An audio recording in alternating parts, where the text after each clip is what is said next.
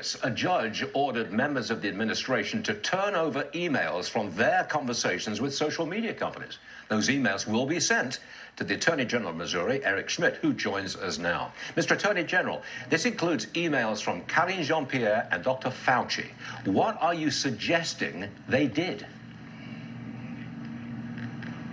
Well, we've had a big couple of weeks here, Stuart, with uncovering really a vast censorship enterprise.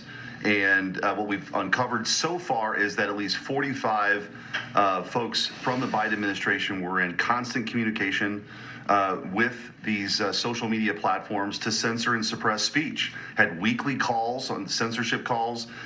These social media platforms were changing their terms of service to deplatform folks.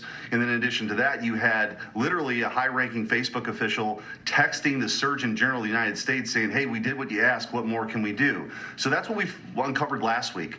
This week, and you referenced it in the intro here, a federal judge ordered now that the White House officials, DOJ had been fighting this, White House officials now these White House officials have to produce their emails, like Fauci and the press secretary.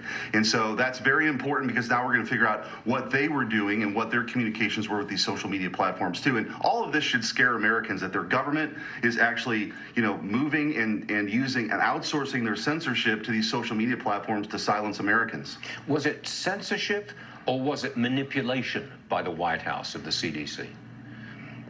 Well, it's direct communication and issuing edicts that these social media platforms were following. So that is an extension of the government, which is why this is so concerning. People say a private company can do what a private company wants.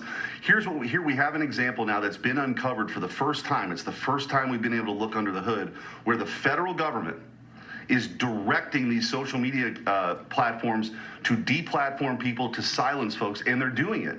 So at that point now, we've reached the government silencing somebody in the town square via the social media platforms online, which is illegal, by the way, which is why we filed the lawsuit. And so I think this discovery is shining a light on how intricate this was, how involved they were, and we can't wait to see Dr. Fauci's emails because we know, as Jen Psaki was saying when she was press secretary, they admitted that they were flagging these posts directly with Facebook and Twitter to take them down. The government doesn't get to do that. They don't get to outsource their censorship, which is why this lawsuit's so important, and the revelations so far have been shocking.